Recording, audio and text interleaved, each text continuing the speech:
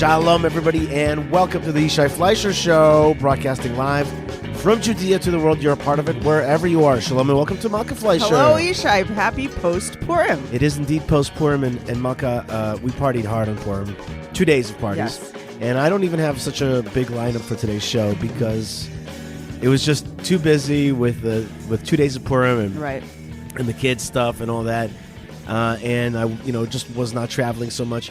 Also, just to schmooze about an ailment for a second, but very short. Nice! Yeah. This is a real Jewish show. That's right, people. It's allergic out there right now it's in Israel because it wasn't a big rainy year. So my friend Alex says that adds to the allergy season. So a little bit of allergies, less. What adds to the allergies? The less rain. Because it's not holding it down. Yeah, or maybe like it just doesn't kind of grow at the right time. Exactly. Things like it's funny because as an allergic person, I would say that allergic people will always find a reason why something is more allergic. Yeah, you're right. It's like, it rained too much. Look at that. All the plants are growing. Yeah. Oh, it didn't rain enough. Right. More pollen. Baruch Hashem in either case. Thank God in either case. Also, I want to say something about 2 days of Purim. I want to clarify something for folks out there. There's a lot of folks that know that in Israel, the law in general is that there are 2 different days of celebrating Purim. There's the 14th and the 15th of Adar. The 14th is for really the vast majority of places. That's what's generally called Purim. And if you're out there listening in the United States, you celebrate it on that day. That's for sure. Yeah. Then there's the 15th. It's called Shushan Purim. And it's mostly celebrated in Jerusalem and Yerushalayim. Also a few other cities, and it's basically based on walled cities from the times of Joshua. Why that is a longer discussion, but the point is there's like a second day. There's like a second day. And it's written into the Megillah. It's in the Megillah. The sages understood that basically where you sleep and where you live, that kind of thing, is where you basically are supposed to hear the Megillah. And so if you live outside of, let's say, Jerusalem, let's say you live in Tel Aviv, so it's on the 14th, you hear the Megillah at night, you're here to the day, then you have the obligation of the mitzvot, of giving, of the commandments of giving alms to the needy, matanot levunim, and giving mishloach manot ish l'reo, which is giving these gifts, these food baskets to friends and loved ones, etc., and having a meal, having a festive meal. So that's the sages explained that law. Now, I bumped into a guy yesterday when we went for our what we do, which is to party for a second day in Yerushalayim. Right, that's one of the perks of living in the land of Israel is that you can have another day of Purim. So we went to Yerushalayim, and I bumped into a guy named Shlomo, and he says to me, well, it's not Purim for me today. Because he had celebrated, I guess the he day lived before. out in Judea or Samaria, I think, and he had celebrated already. So he's like, well, this is not my Purim. Right, and I'm like, no, you misunderstood. The discussion that the sages have is about the legal obligations when you have to fulfill them. But that does not mean it's not second day Purim for you when you're in Yerushalayim. It actually means that it's second day Purim. Okay, you heard. Yeah, you don't have to hear Megillah again. Right. You don't have to give Mishloach Manot again. You don't have to give Matanot Le'Evyonim again. Yeah, but you party in Jerusalem, and there's 2 ways of seeing it. Either if you happen to have ended up in Yerushalayim, so it's Purim. But for us, it's like, no, it's like a regular, it's like a pilgrimage holiday. You go up to Yerushalayim for a second day Purim.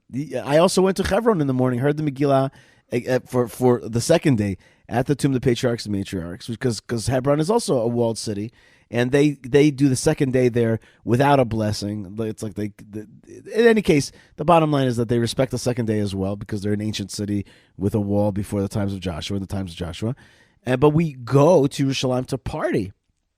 And you go up to Jerusalem to celebrate with Jerusalem, the victory of Jerusalem. In many ways, Megillat Esther is really about Jerusalem. If you read it in the context of the books of Ezra and Nehemiah, Ezra and Nehemiah.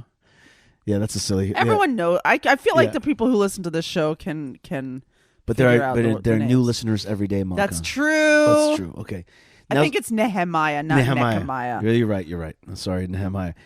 Speaking of Shlomo that I mentioned before, there's another Shlomo, and that's our good friend Shlomo, who was years ago our adopted lone soldier here in Israel, and he had been going out with girls unsuccessfully, looking for a bride, and it just never worked out. And we have had many long discussions of many a Right, who to go out with, who not to go out with. Right, and many tales of woe. And there's sorrow. There's really little more entertaining in this world than failed date stories. No, come on, they're great stories, and I love some of them are. Yeah, I love it when guys come over or whatever and start telling us about failed dates. It's just always entertaining and funny, but not funny for them. But Yishai. But what was great is that Shlomo and Miriam, who are our friends, and who, drumroll please, were introduced to one another by the only Malka Fleisher. OMG. Were engaged to be married on this very porch right here. Right here. Decorated by our kids. Yes, the whole family was in on it. It was amazing. On Purim. Engaged on Purim. So Mazal Tov, biggest Mazal Tov to Shlomo and Miriam on your upcoming nuptials. That's right. You should build a Beit Ne'eman B'Yisrael.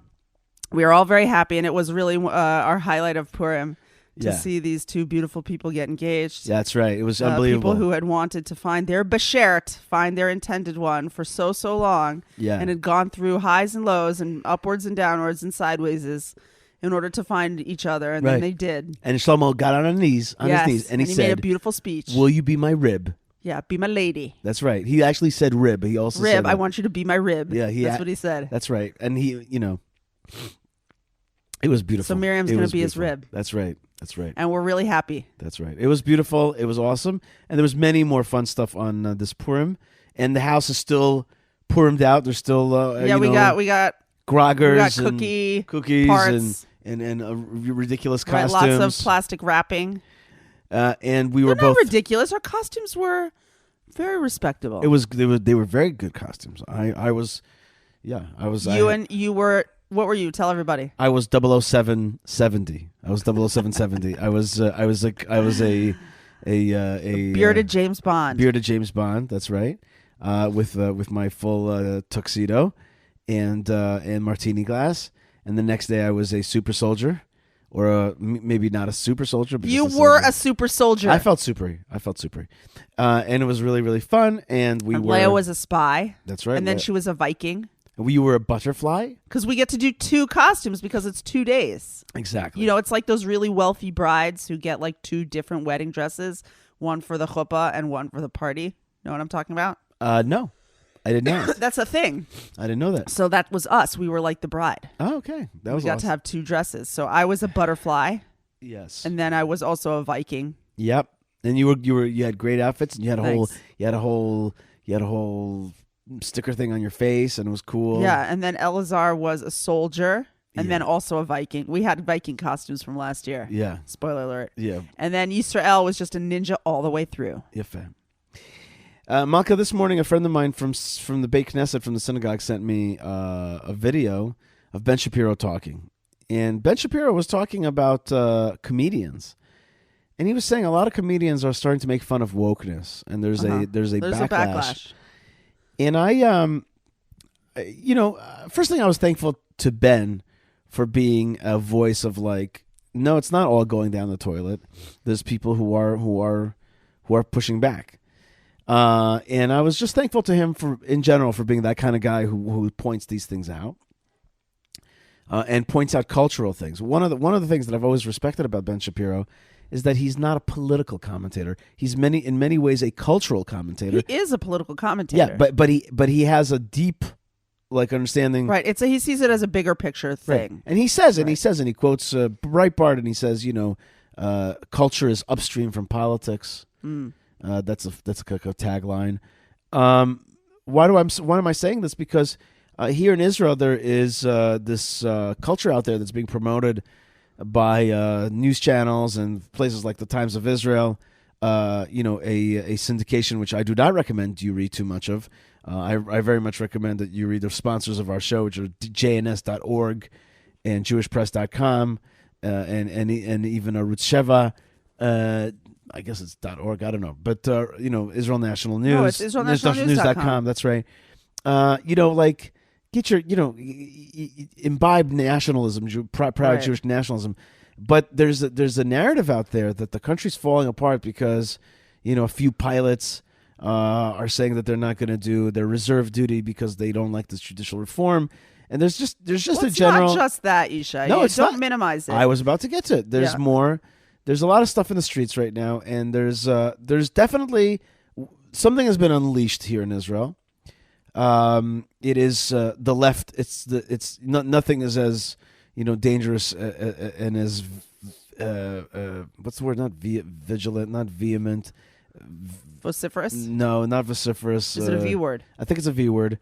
And vicious. I think nothing is as vicious as the left, Jewish left, scorned and unleashed. Probably not just the Jewish left. No, Jewish left, i.e., old school communists. When they are unleashed on like when they feel the pkak, how do you call that? Like the plug unleashed of their inner. It's like the French. It's like the French are like, we're about food, we're about wine, everything is fine. But when something happens and it's time to like let blood out, there's blood flowing in the streets, right? And that's what happened in the revolution there. And it's the same here, not to that level, thank God. We're not beheading people in the street yet. True. But like there is a plug that plugs up the Jewish Israeli left, especially when they're in power. And they've been in power practically, and you're going to say to me, no, the right has been in power. No, not really. The power structures here in Israel are such that even when the right is in power, you still get left because all the bureaucracy is and all the upper echelons are controlled by the Israeli left, secular left type of way of thinking, which is related to old school Jewish communists. When I say Jewish communists, I have the right to talk about it because my family's from Russia, and we know what that system created, and we know who was behind this kind of stuff. And so what you're seeing in the streets today is this kind of unleash, and you can see it on the posters. There's these new fist posters. They are classic communist posters. They are just like... I heard that the fist posters are sponsored by George Soros. It is classic. By the way, I had a funniest idea for these fist posters, Malka. Here's my idea. We print up a Kahana Chai sticker and just wherever... Just put it on there? Wherever you see it. All right. Excuse me. No, but Yishai, like, it's good to laugh, and we can laugh. But if you would read, you talked about the Times of Israel. If you read the headlines in the Times of Israel today, oh man, I feel like we should even just go down the list of the headlines of the Times of Israel. Here, just let me read like 4 go or ahead, 5. Man. Go ahead. Pilots warn IDF chief that most reservists will cease flying if overhaul passes. Most. Okay. Reservists reportedly still frustrated over meeting defense brass over protests. Smotrich claims he didn't realize Hawara wipeout call would be seen as IDF order. I mean, is it? No. He's a finance minister. I don't know what they're talking about. Okay, ministers to weigh legal immunity for troops. Critics warn they risk Hague charges. Overhaul protesters gear up for day of resistance throughout the country Thursday. 5 former police commissioners demand Netanyahu remove Ben-Gvir from office. Netanyahu expected to take helicopter to airport to avoid protests. Anti-overhaul activists glued themselves to floor at government offices in Tel Aviv. Yeah. What else? Well, then there's something about Eurovision, and also I don't know if it's a good place to insert this, but another headline is that Chaim Topol passed away. Yeah. Well, let's get to that. We'll get to that in a second. Yeah. I want to say first thing, on the roof. I want to say to you, Malka, that I wrote a tweet which is doing okay. But anyway, did you see those headlines, Yishai? Yeah. That's like, oh my gosh, like this. First of all, like, have you ever heard anything in the history of Israel that we're not going to, in the history of the Jews, that like we're not going to serve in, we're not going to protect the country anymore if these reforms go through? So a few thoughts on that. First thing I want to say, it's really shocking, and it's concerning. And I know that there's a lot of people out there who are like, whoa, like maybe we're making some very serious, like maybe these people are seeing something that we don't see. Maybe we need to stop this. They're definitely seeing something we don't see. Judicial overhaul because like they're gonna break the country over it. So a few things. First thing is, years ago, my good and one of my smartest friends, and that's saying a lot, Baruch Brenner told me years ago. He said to me, Yishai, the hardcore Israeli left would rather burn down the country than give it over to the religious. That's what he said to me years ago, like 10 years ago. And he said to me also, they would rather burn it down or give it to the Arabs, but definitely not allow the Sephardic, religious, ultra-Orthodox, and traditional, and especially the settlers to take over the country. They will not allow it. And that is what this thing is about. And I was speaking with a friend of mine who's on the left, and I was telling her these things. She's like, how could you say such a thing? It's not sociological. This is about exactly the judicial reform. I'm like, had you guys offered up this judicial reform from the left, it wouldn't have been a blip on the newscast. There would be nothing there. It would be nothing. It would be absolutely nothing. Just like when you guys like give 50 billion shekel to the Arabs in the Negev through the jihad party. It's nothing. You guys, when you guys do stuff like that, or when you give away pieces of the land of Israel in a horrible agreement with Lebanon because you just wanted to get and get a koteret, what do you call it, the headline. It's like nothing. It's just the way it is. Yeah, they pushed it through as an interim government. Right. Just like when in America they pull out of Afghanistan, leave billions of dollars worth of equipment, and people are being slaughtered and killed, all of their allies. They leave the papers of their contacts. Right, with the lists of the names. It's like want to hear behead these people, right? It's nothing. That's the way it works. When the right does stuff, the left, who controls the media, just goes absolutely bonkers. And when the left does things that are egregious, absurd, when they remove 10,000 people from their homes, and give it over to the Hamas, Gazan Hamas. Well, I wouldn't say that was nothing. That was a major national debate, and kids were out all in the street. And there was actually this is one of the things that makes me a little angry. Actually, now that you raise this, Yishai, go ahead. There was a big debate in religious society. Maybe that's what you wanted to talk about. I'm sorry, I cut you off. Go ahead. Because of my feelings. But there was a very big debate in religious society about whether to refuse orders. L'sarev pkuda. But not to quit on the army. God forbid, refuse. Never, ever. Who would ever even think? To think something like that, to quit on the army? It's whether when you're faced with a Jewish grandmother in her home, are you going to be the guy who lifts her up out of there physically and puts her on a bus and tells her you can't have your home anymore? Are you going to be the person who does that? And there was such a debate in the religious world, I guess outside the religious world too. It was like, do we do it? Do we not do it? And so many of the rabbis, there were rabbis who said, don't do it. Like, just go to army jail for a little bit. Like, much better to sit in army jail. Incidentally, I think the people who sat in army jail after Gush Katif sat in army jail for a couple weeks are far more emotionally and mentally healthy today than the people who took part in the Gush Katif expulsion. Those people eat themselves alive because of the horrible mistake that they made. Right. But then there were other rabbis, real Talmidei Chachamim, real smart Torah scholars who said, no, you have to, if the army gives an order and you are in the army, then you must follow the order. You could cry while you do it. You could do it slow. You can say you're sorry. You can all these different things, but you have to follow the order. We, of course, supported the camp which said do not follow that order, as you recall. Sure. But there's like... So I want to say something to you, Malcolm. And now here we're faced with it on the left. I want to say there's really two ways forward. There's like there's other ways forward, but there's major two ways forward. One is to be like, no, we are the government now. We were elected. Our people want it, and we just ram through these reforms. Right, this is the democracy. You said democracy. Right, that's here the democracy. Right. There's another way. I came up with it yesterday. It was, okay. I told this to Dr. Noam Arnon. I said to him, I have an idea. Let's just say, you're right. We quit. It's okay. It's not, the time is not ripe yet. Yes. The left is still quite powerful in this country. And we just say to them, okay, we won't do it. Here, you can have your kind of veto over the Knesset through your Supreme Court. Here you go. Here, the keys are back. It's okay. It didn't happen. It wasn't the right time. It was too early. We announced the country's moving to the nationalist traditional right too early. You guys are very upset. We don't want that. And okay, so that's the end. I said the end is that we'll just keep having what we did before, which is we keep having babies. No, 1 second. I don't like that idea. We keep educating. I mean, not the babies part is fine. We keep educating. We keep trying to build in Judea and Samaria. They'll destroy parts of it. Why would that be an answer? That's craziness. It's not craziness. Yes, it is. I'm not saying it's the answer. I was proffering it up as a proposed solution, which is to say, it's like you're in a fight and you say, okay, like you win. Here you go.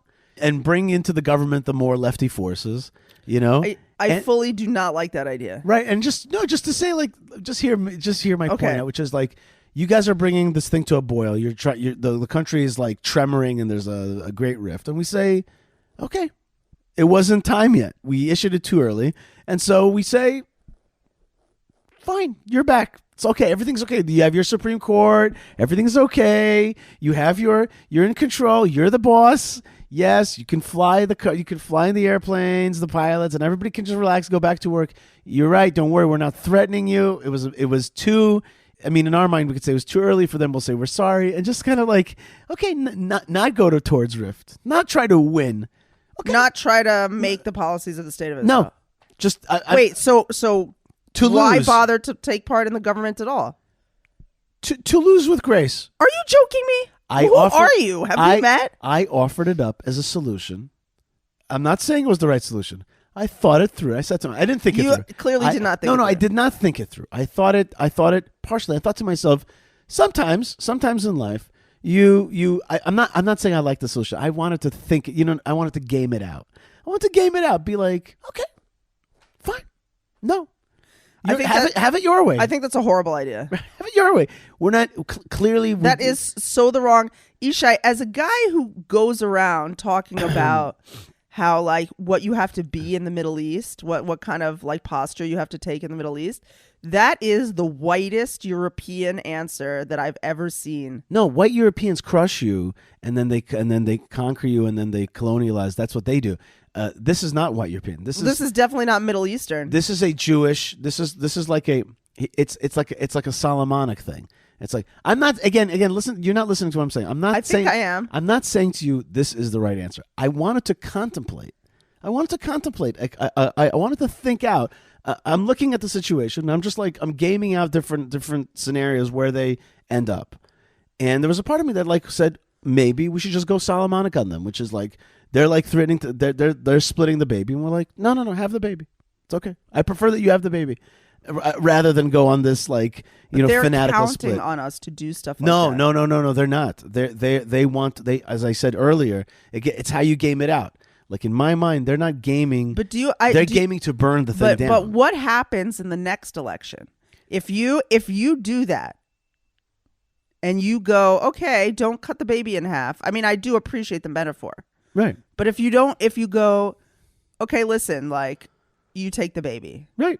Take the baby. But see, the end of the Solomonic story is not that they go home with the baby. The answer to the Solomonic story is that King Solomon is like, oh, this is clearly your baby, person who's ready to not split the baby. And again, I just want to make it clear, I'm not offering this as the solution. I'm just gaming it out. I'm saying, in this scenario, we just wait.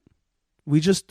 Yeah, but it will look so bad, Yishai. Yeah, look bad. Is that okay with you? It's not okay with me. What I'm seeing is it will look very bad. It will look very bad to give up at this point because you're married. All the people, Yishai, people put. I know it's not exactly blood, sweat, and tears for most people. Like most people just went to the voting booth and put their thing in the thing and save the world. But like. People went out on a limb. Like a lot of people went out on a limb. They went on a limb in their families and their job places. This was a majorly different government that has ever been elected before. I agree with you, but you see that. So how could we betray those people? Because sometimes in this, again, I want to be very careful here.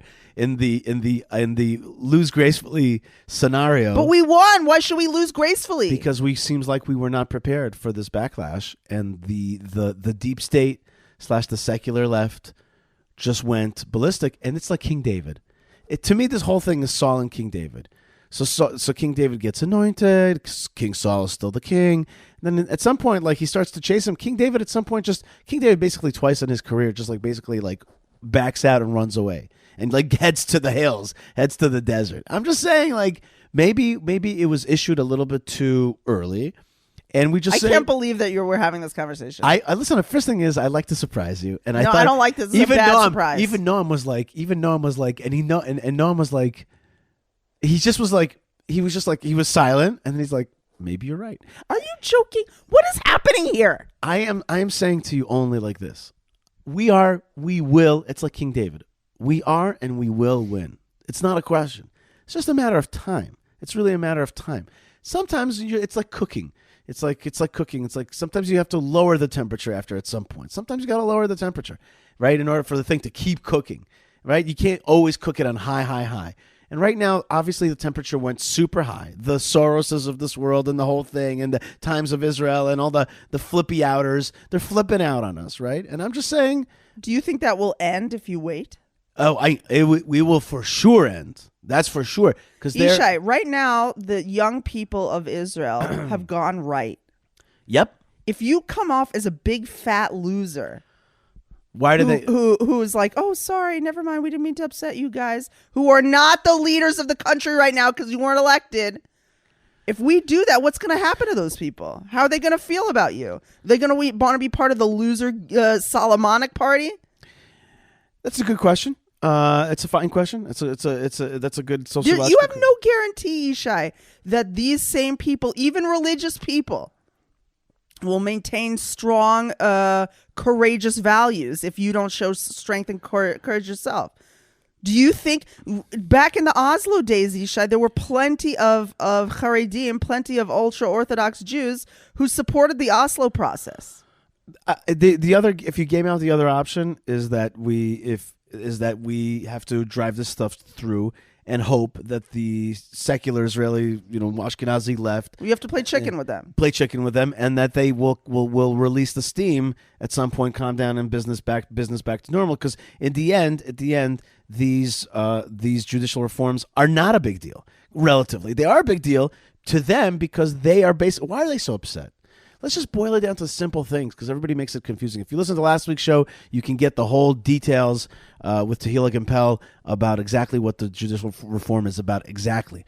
But I'll boil it down for you sociologically. They're losing their grip on power, and they don't want it. This is their last stand. This is their Alamo. This is their chakra, which is what the Hellenists held on to even when the Maccabees took Jerusalem. There was this fort that kept the Hellenistic ways, and it was just, you could not break it. It took a long time to break it, years and years and years, and they finally broke it. But the point is that that's the Supreme Court of Israel, and they don't want to lose that.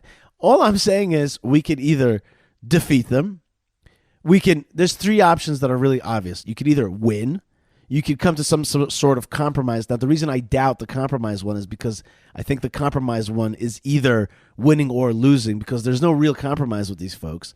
So it's either that they're going to get the compromise that they want, i.e. they won, it's just we're going to call it a compromise, or we win, which in the next case they won't accept it, or we lose gracefully for a time and say, okay. But we are in charge. How can we lose gracefully? Because we're not in charge, because that's another thing you got to know about the left. But that also has to change. It can't be, that's not right.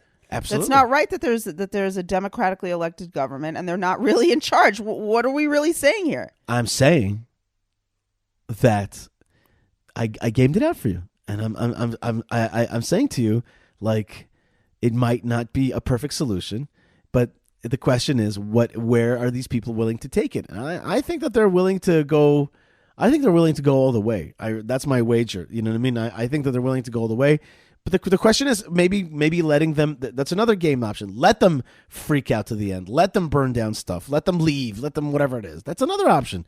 That's definitely another option. Like, drive them all the way. Like flush them out, basically. Show them who they are. These pilots, for example. One way of saying it is like, good. You know what I mean? Let's find out who the pilots are that don't want to fly in these situations. Let's flush them out and vomit them out. Maybe that's an option. But another option I'm saying is like, okay, let's go back to business as usual, because business as usual meant that we keep growing, we keep having babies, we keep, and the country's more Jewish along the way. It took such an effort, Yishai. It took such an effort to get to this government. Yep, I agree with you. This is our time. Okay. You may be right. I was just like looking at things, I was just looking at things like very, like how to play it. Like, you would think the show was recorded on Purim. I think I was thinking about this on Purim. I think it was a Purim thought that I came up with. Listen, I'm telling you again, it's not that I recommend that, and it's not, by the way, that I'm in charge of that policy. And you personally are working to make it so that the people who are elected are successful and strong. That's right. Strong, successful, and strong. That's right. Happens to be that the party that I work for is not directly involved in the judicial reform. But I don't think the judicial reform has anything to do with it. Really, I think it is nothing but a trigger issue. I really do not believe it. And from my speaking with people in the streets, the protesters, it is, and there's many videos. It's clear that it is not about the technicalities of the judicial reform. They just understand it very simply. Can I boil it down for you? They're like, we created the country, we rule the country. Now the religious and the ultra orthodox and the Sephardim and the settlers are out babying us, so they're defeating us in democracy. Fine, that's bad.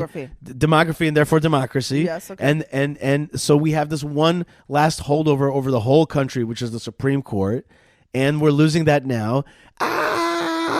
That's what's going on. But at what point, Yishai, do we just go, listen, guys, it's over? Maybe now.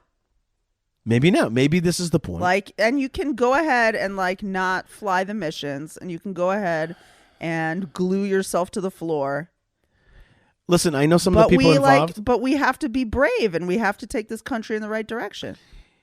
Okay. I think that is a completely correct and reasonable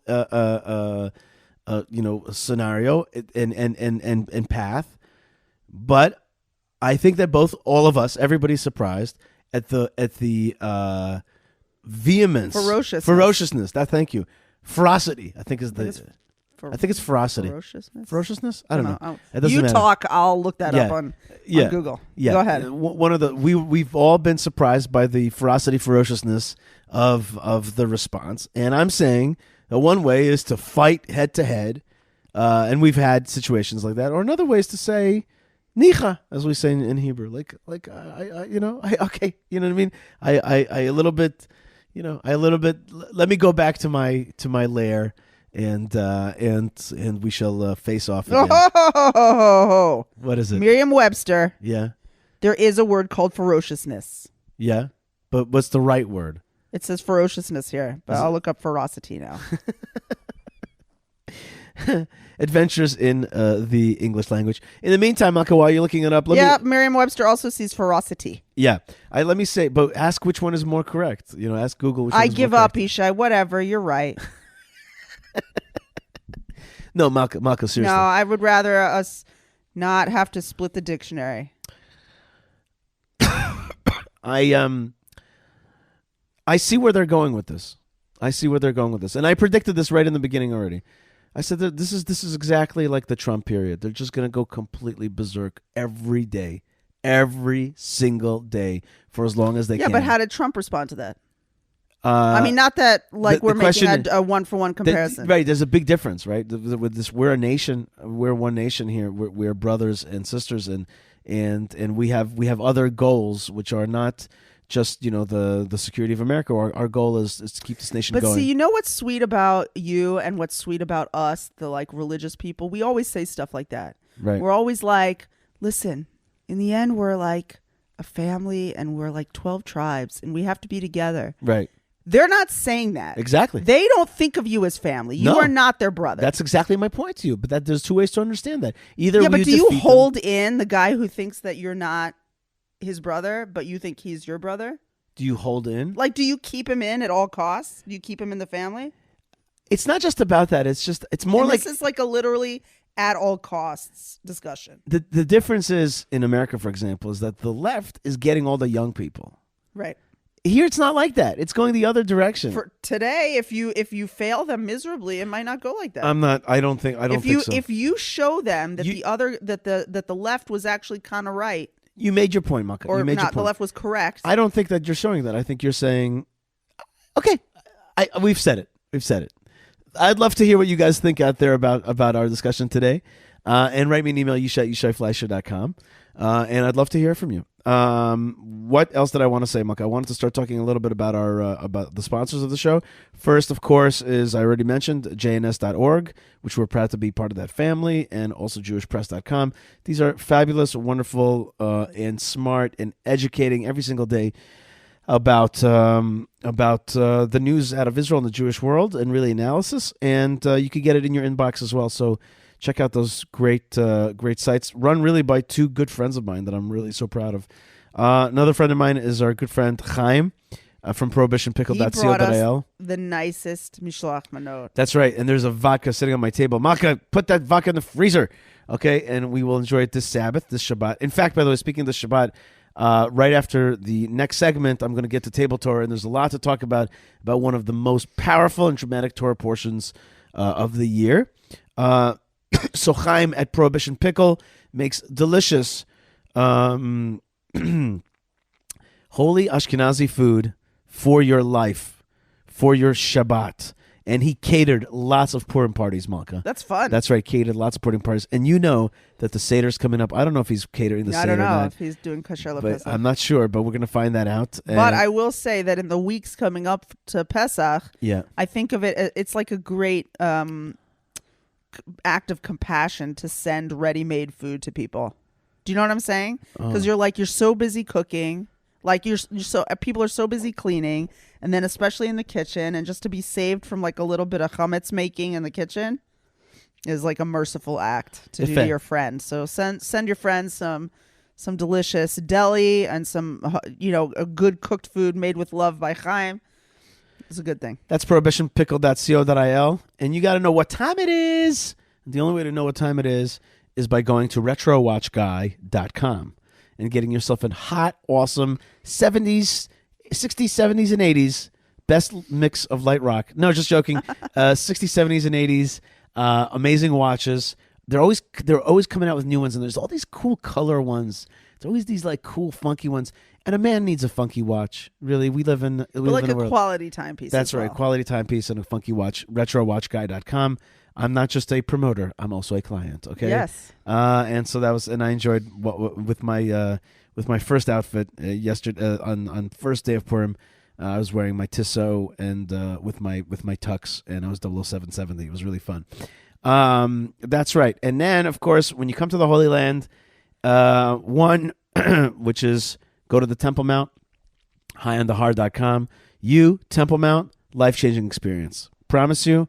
And you got to do it right. You got to do it right spiritually. You got to do it right legally. You got to know what you're doing. There's a lot of info. You got to be in. And if you want to be a Temple Mount insider, highonthehar.com.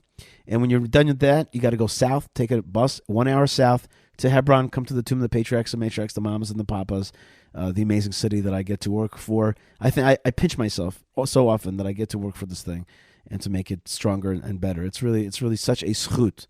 It's a schut. Every time I put a post up from the tomb of the patriarchs and matriarchs, I'm like, what a schut I have to promote this thing. That's hebronfund.org. And of course, do not miss the one and only Rabbi Simcha Hachman with the greatest tour you'll ever have. You'll be moved, you'll be taught, and you'll be connected to the founding fathers and mothers. High on the Har, that's one, and then hebronfund.org. Okay, Maka. We also want to thank Ben Bresky, Yocheved, Tabitha, Moshe, and Lewin We're Live for helping the show happen.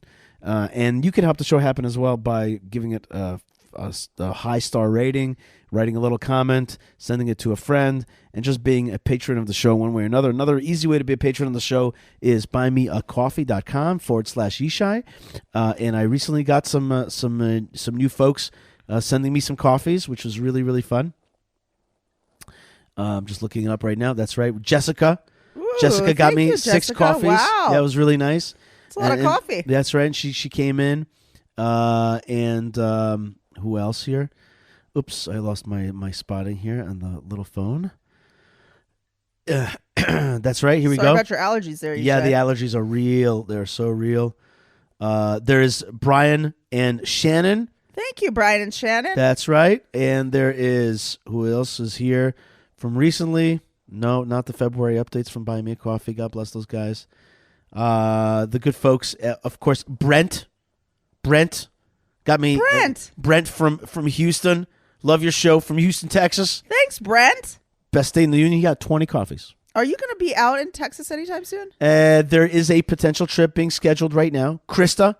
I don't want to announce it yet, but there is a potential trip, and I might be speaking at a few venues, including potentially Nashville, Tennessee. That's right, Nashville, Tennessee. And so that's great stuff. Malka, there's a lot going on right now, and we got to pray for the peace of Jerusalem. We got to pray for the peace of Jerusalem.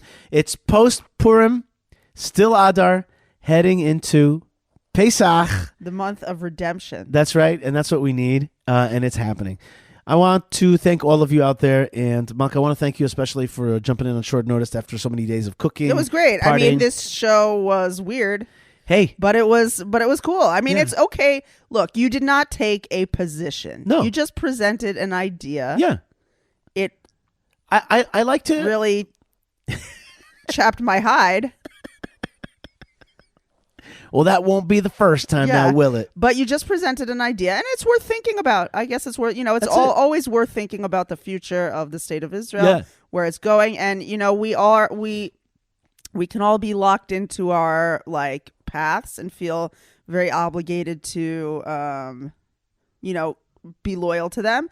But it's good to take, and I still feel very good and very confident about my positions, but it's good to analyze and think about where it's all going and sometimes and what needs to be done. Sometimes you have to also surprise the other side a little bit. Like it's like one of those games of tug of war, and sometimes you just let go. Be like, sometimes having the other guys, Yeah, but you're really, really, really making a very, in my opinion, with that whole concept that you presented, you're making a huge leap, which is, or a huge assumption, which is that the other party is acting in good faith. No. You are acting in good faith. No, I don't assume that at all. But you're not so sure that the other side is. I mean, I see Yair Lapid's tweets right now, and I am absolutely sure that he is not acting in good faith. Please the don't way that he misunderstand me. speaks, that's the head of the opposition. If you see the way that he speaks about the elected officials, and again, you don't have to toe the line. I'm not expecting him to say, no, the government's in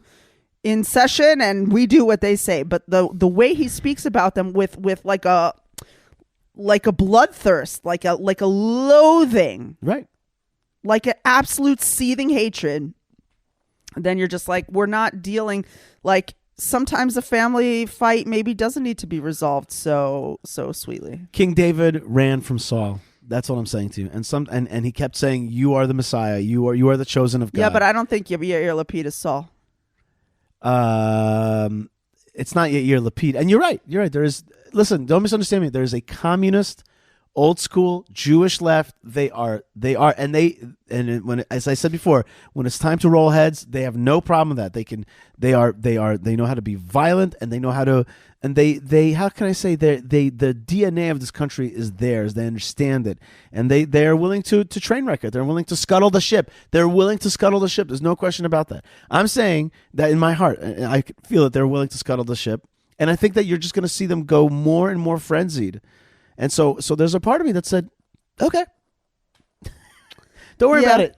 Or I don't know if we can afford or to do another way to do it, as I said before, let them burn out all the way, go all the way and burn them out. But you have to be ready for that. I'm not sure that we were prepared for that. I'm not sure that this was exactly prepared for that. I think we thought we won, and so Democratic now, because that's how we always act. Right. The other side wins, and then they do insane stuff that we hate, and we grumble. That's right. We'll be like, and then we'll that's get it. You But we right. still have our kids in school, and we still have Shabbos to make, and right. we're just we stay busy with our Jewishness. Right. But they're not as busy with their. It's like you said a long time ago. You remember when things are bad, you said revert to Jewish, right? You said that. I like that a lot. That's what I'm saying. I just feel, Yishai, though, that I don't know. With that analysis, I just feel you have to be brave. You have to be brave. You have to be bold, and you have to be honest. Okay, I'd love to hear your thoughts about it, and I'm 100%. I'm 100% convinced that your argument is a good argument. It's just the question is what I gave out an alternative. I threw out an alternative. Consider it.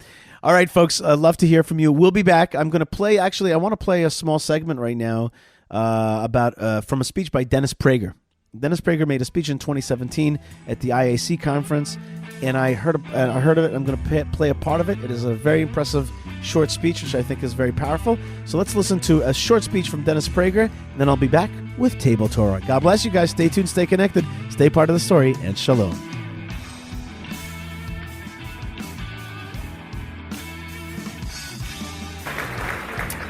All right, so let me get to it because of the time factor. I want to say a few things.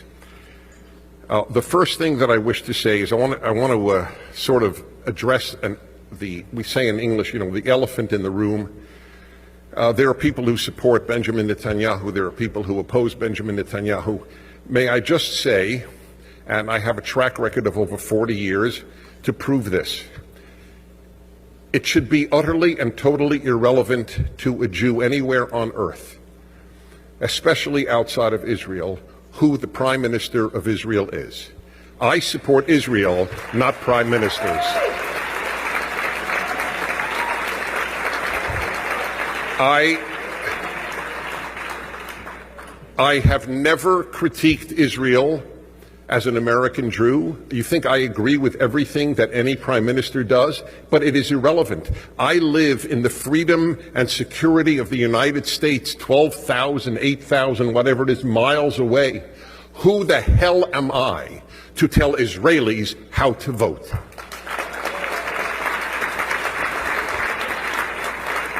So I feel deeply passionate about this. I find it chutzpah, audacious, and wrong. I support Israel if there is a left-wing prime minister. I support Israel if there is a right-wing prime minister. If you want to critique, make aliyah. Then you can yell and scream and demonstrate all you like. But from the United States, give support to Israel.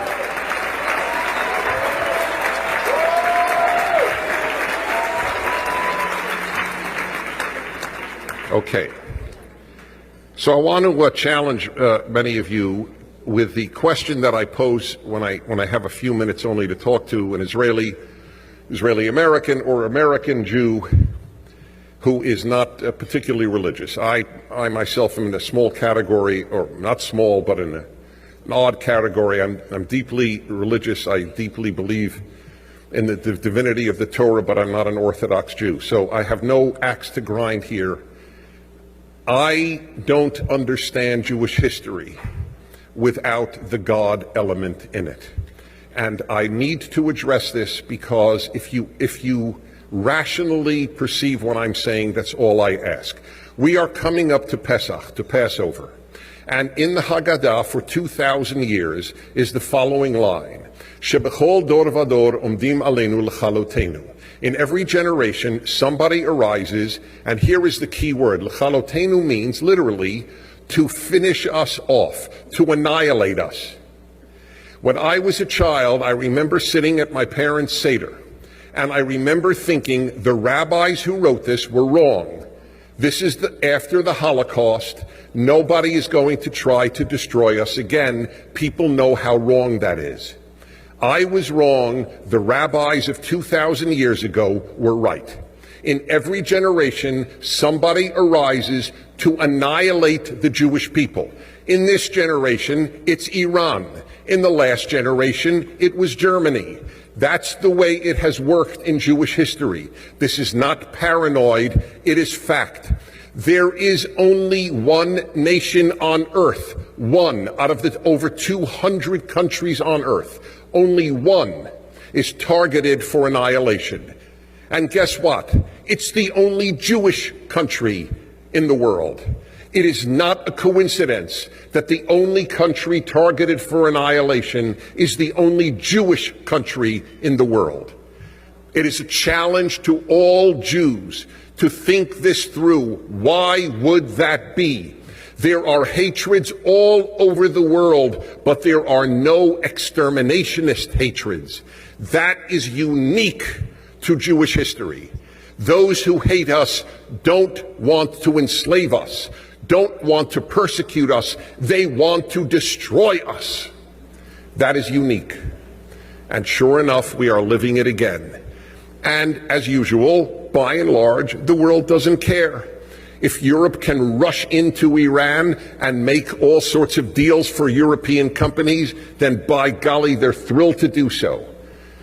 If foreign ministers and secretary of states can have a blast with the Iranian foreign minister like he's a good old buddy, then he's a good old buddy. We live in a world that is morally broken.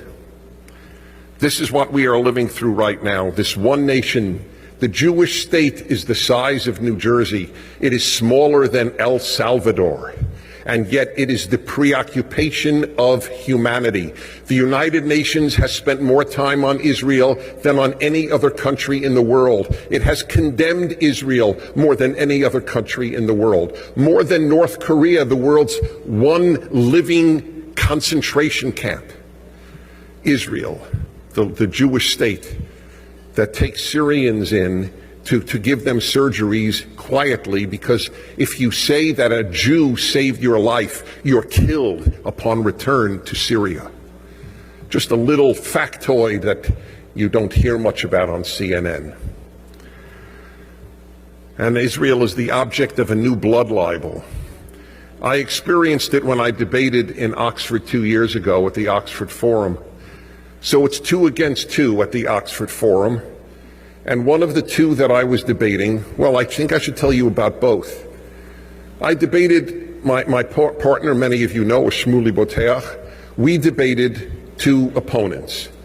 One of the opponents was a professor at Oxford, a man named Avi Shleim, Israeli, and he devotes his life to hurting Israel. That is his main cause, to hurt Israel in academia.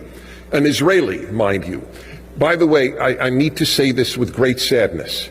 I don't think any people has produced as many unhealthy people as the Jewish people have. And I say this with sadness. Part of it is, I believe, the horrible history of extermination, the Holocaust, the persecutions. Whatever the reason, there is a disproportionate number of Jews who hate being Jewish. But they don't merely hate being Jewish. They devote their lives to hurting the Jewish state. There is no parallel. It would be like blacks for the South African regime. Were there any blacks defending the South African regime? Why are there Jews who are anti-Israel? It's a phenomenon. It's a sickness. It's a sickness of the soul. Anyway, the other person we debated was a woman who got a PhD under this man from Berkeley, an Iranian American. And she said, it's on video. You can watch it tonight on YouTube. She said, Israel is doing to the Palestinians what the Nazis did to the Jews. She said this in front of 400 students at Oxford University. And no one except myself, as it happens, obviously, called her out on it. This is equivalent to the blood libel. There is no difference, morally or factually. There is no difference between that libel and the blood libel that Jews would kill Christian children to use their blood to bake matzahs. And they won the debate. Oxford students voted that they won. You know what the subject was? Is Israel or Hamas the greater obstacle to peace in the Middle East? Oxford students voted that Israel is a greater obstacle to peace than Hamas. As I said to them in that debate, it would be like voting, or first of all, it would be like having a debate in the 1930s. Who was the greater obstacle to peace in Europe, Hitler or Churchill? And you're going to vote that Churchill is the greater obstacle to peace. That is how sick the world is morally, and how many Jews don't understand this sickness. Because it is not only this exterminationist idea that Iran has and the United Nations and its sickness, it's the university. The university has become the single most anti-Israel institution in America. As I tell Jews, if you don't get cognitive dissonance, then the words should be abolished from English. That which Jews most trusted turns out to be their greatest enemy, and that which Jews thought is their greatest enemy and least trusted ends up their greatest friend. The greatest enemy of Israel in the United States is the university. The greatest friend of Israel in the United States are religious Christians.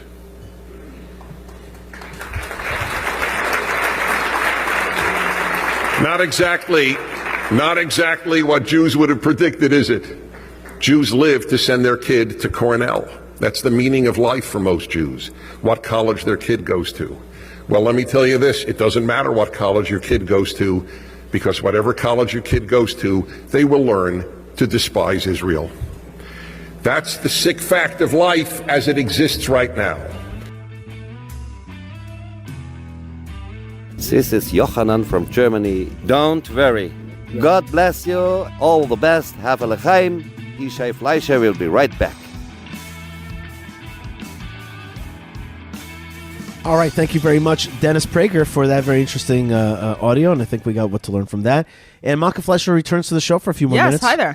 You know, I just wanted to say that a contra thought that I had to our previous discussion, which fired you up so much. I haven't seen you so fired up since, like, yesterday. Well, it is it's intense times, and we all want so badly for our country to go in a good direction. We love this country. Part of what I was saying is, like, I'm not so sure that this intensity is to our advantage, and it might be to our advantage to reduce the tension.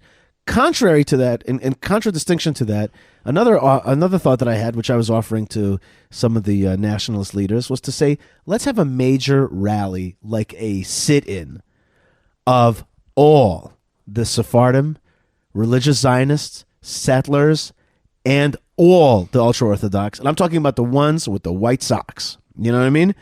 I'm talking about a sit-in on Tel Aviv. I'm talking about a sit-down on every street. I'm talking about every side street in Tel Aviv. Bring down from the mountains and also from Bnei Brak, like every ultra-Orthodox person. I'm talking about with food. I'm talking about, I was even thinking to myself, like portable bathrooms or whatever it is. We can make that bracha from the top of Azrieli Tower. That right. bracha on when you see 600,000 That's Jews. what I'm talking about. That's a great, see, you added a great one. See, I'm saying but show them strength all the way.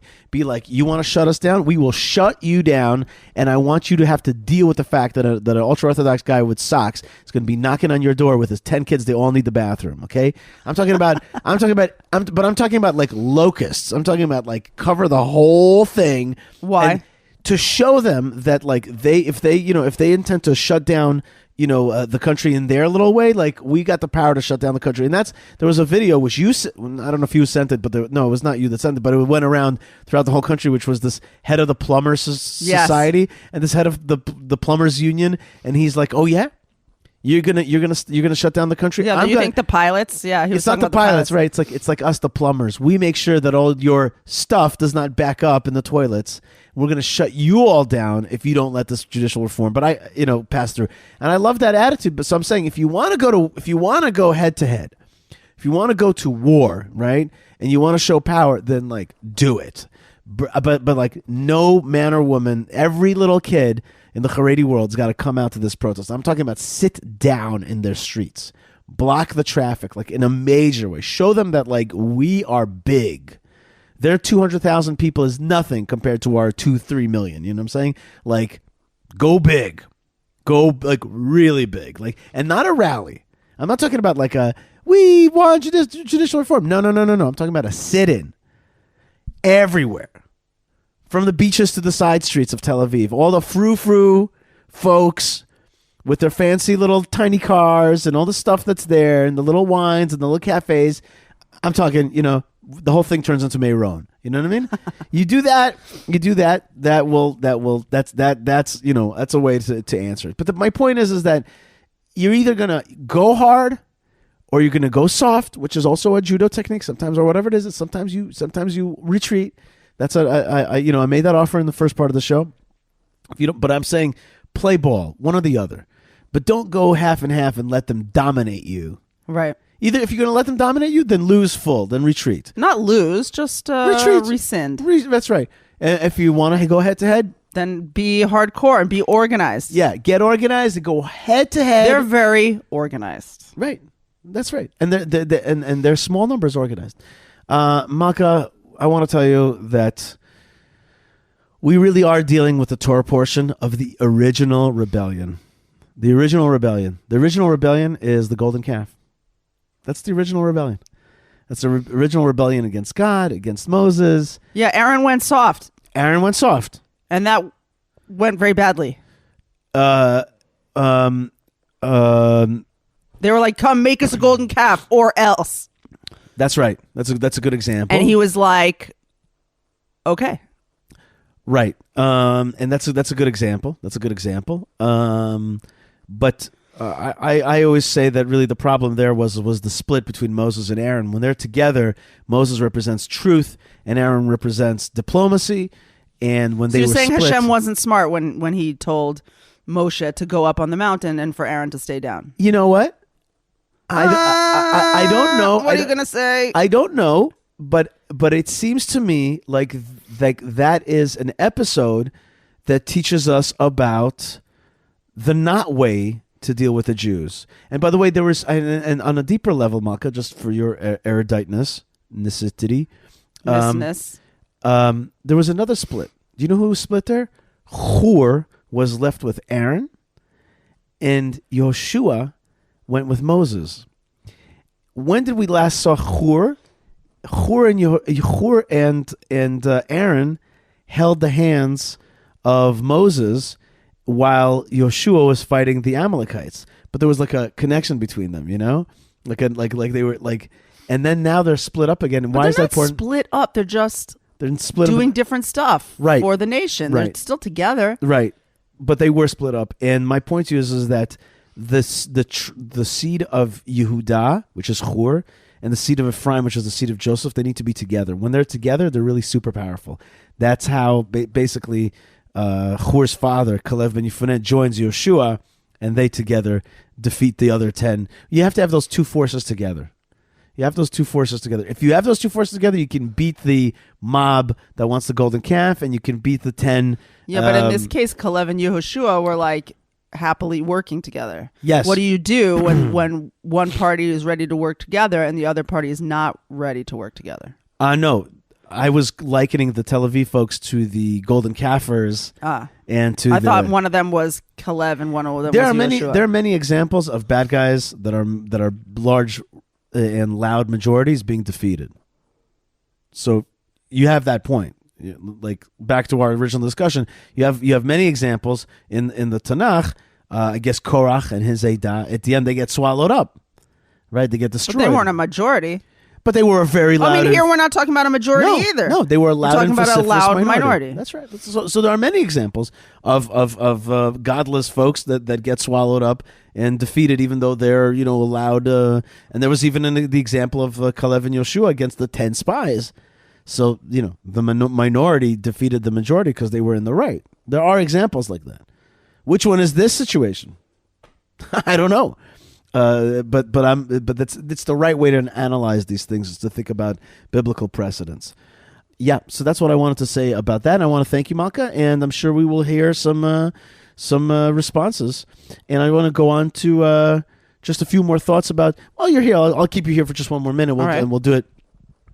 Do you know what the worst disappointment in this Torah portion is, Kitisa? When the people heard that God was not going up with them to the land of Israel.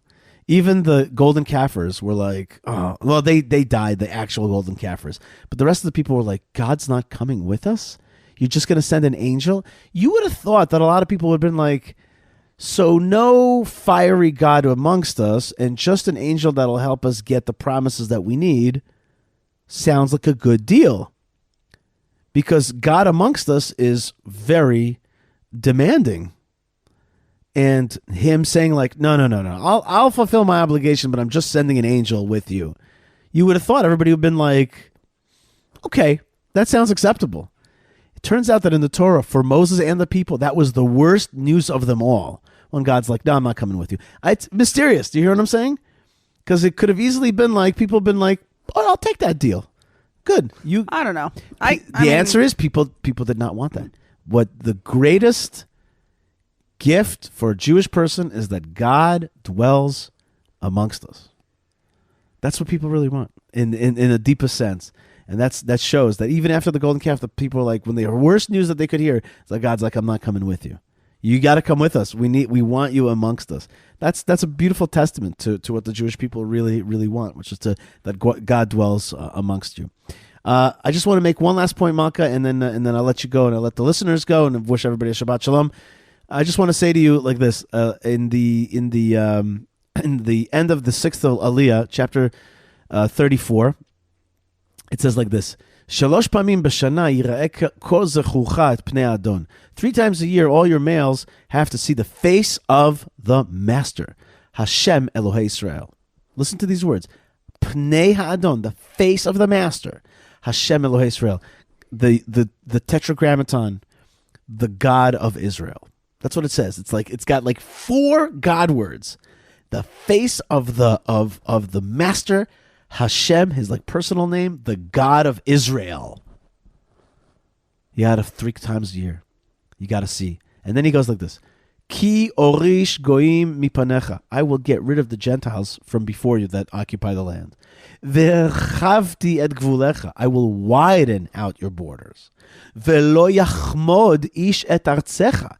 Nobody is going to covet your land. Ba'alot. When? When does this happen? These 3 promises. The promises are, remember, I will get rid of the Gentiles from before you. I will widen out your borders, and nobody's going to covet your land. How does that happen? When you go up to Jerusalem 3 times a year. That's the secret sauce. The secret sauce is not the M16s and the fighter pilots, which are very important. The secret sauce is come to worship God 3 times a year, and then 3 promises will be fulfilled through that. You come 3 times a year to Yerushalayim, the 3 promises. Look at us today, by the way. Is our border wider or smaller? Smaller. Since I was a kid, this country has shrunk by 2/3. Okay, we lost Sinai, we lost Gaza, we lost parts of Judea and Samaria that have not been recouped. Areas A and B, nobody wants to talk about, right? Our country has shrunken. Did we get rid of the Gentiles? Nope. There's like 5 million Arabs living in the Holy Land, in the land of Israel, and I'm not even counting Jordan. Okay. And does the whole world like not covet our land? They do. They do. They covet our land. And Hashem is like, but I just want you to know the secret sauce. Because I do have an out. Right, I have an out. And here's what I need you to do now. I want you to take 3 little vacations and go to Yerushalayim, eat your food, enjoy, have fun, give some charity. Well, it's not just that, right? It's not just the 3 holidays. It's have a Beit Mikdash. It's to serve Hashem according to His precepts. Yes, what He says to do. But besimcha, all of those are right, besimcha. and to have a good time on the 3 times. Have a jolly old good time serving the Lord, who is what you want, which is His presence. Honor Him in His holy city. That's the secret sauce. Just saying. Asking for a friend. Just saying. You know what I mean? That's really what Hashem says to you to do. Think about that. It's like, honor me, recognize me, show the world, don't be afraid, come to Yerushalayim, enjoy. That's the secret sauce of having all these things drop off all these enemies and hateful things. This Torah portion is incredibly dramatic, and we see the greatness of Moses in this week's Torah portion. We see the closeness, and we also learn, this is the only Torah portion where we learn about that there is a Torah. Because Moses is like, erase me from the book. He's like, God's like, no, I'm only going to erase the people who have sinned against me. What book? This is the book. This is the book. And there's like a revelation, like there's a book. And that book is God's book. Folks, you are listening to the Yishai Fleisher Show, the Israel podcast. Thank you very much again to Yocheved, Moshe Herman, Tabitha, Lou, and of course the great Ben Bresky for helping us make the show happen. Malka Fleisher, thank you for being part of an interesting conversation. I want to thank all the folks out there and all of our sponsors that make the show happen. And just lots of love. Let's keep thinking. Let's keep loving. Let's keep praying. Let's keep being aggressive yet humble, warlike yet loving peace, silent when it's time, and sing a song of praise when it's a different time. It's an amazing balancing act and combination and hybridization, and yet not homogenization of many factors that it takes to be a good human and a servant of God, and certainly a good Jew and certainly a good Israeli and a Judean. So that's all the challenges, and they are beautiful. Thank Hashem for all of these great challenges. Let's have a day, instead of a day of shibush, what do they call that in English, Malka? A day of when they have a word for it. Shutdown, like a day of. I can't remember the word they're using. Yeah, the day of disorientation of the whole country. Let's have a day of gratitude. Let's do a day. That's what we should have. We should have a day of Todah. A day of Todah. That's nice. We have those holidays. We have those things. We should just use them every single day. God bless you, folks. More great stuff is on the way. Lots of love. And shalom. Shabbat shalom.